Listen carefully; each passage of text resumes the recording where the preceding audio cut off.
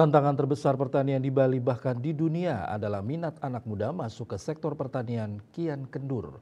Sementara untuk menyelesaikan persoalan di bidang pertanian, SDM menjadi kuncinya. Ketua Petani Muda Keren PMK Anak Agung Gede Agung Wedatama mengaku bahwa minat anak muda masuk ke sektor pertanian minim.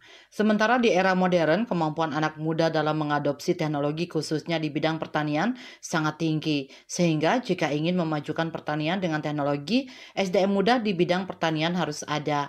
Hampir semua anggota PMK menjadi duta petani andalan, petani milenial untuk menularkan minat bertani. Pihaknya bergerak terus membantu pemerintah untuk program regenerasi petani melalui program Smart Farming, pertanian organik, dan korporasi pertanian. PMK bertekad mendukung penuh target pemerintah, namun modal yang harus dimiliki adalah bersatu. Menurutnya dengan bersatu, petani dapat membangun satu kawasan pertanian yang kuat seperti kawasan alpukat, strawberry, durian, dan hortikultura. Petani harus bersatu membuat kawasan pertanian melalui kelompok tani dengan membentuk koperasi pertanian. Dengan dibuat kawasan seperti itu, maka dapat membangun agroturism, desa wisata berbasis agro. Menurutnya selama ini alih fungsi lahan terus terjadi karena masyarakat Bali belum memanfaatkan lahannya secara optimal, belum mendapatkan pemasukan yang maksimal dari usaha pertanian. Sehingga dengan mudah menjual, mengontrakkan, dan mengalih fungsi lahan menjadi villa dan sebagainya.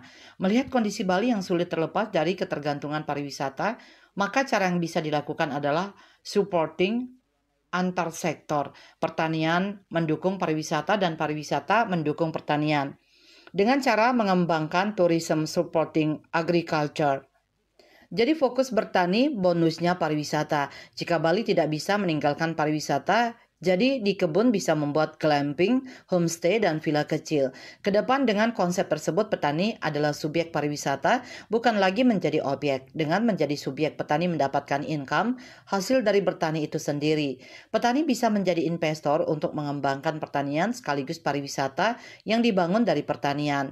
Petani bisa menjadi investor karena memiliki lahan. Lahan pun tidak harus dijual, dikontrakkan, tapi mengembangkan pertaniannya dengan menginovasikan lahan dengan membangun glamping, homestay, dan villa kecil.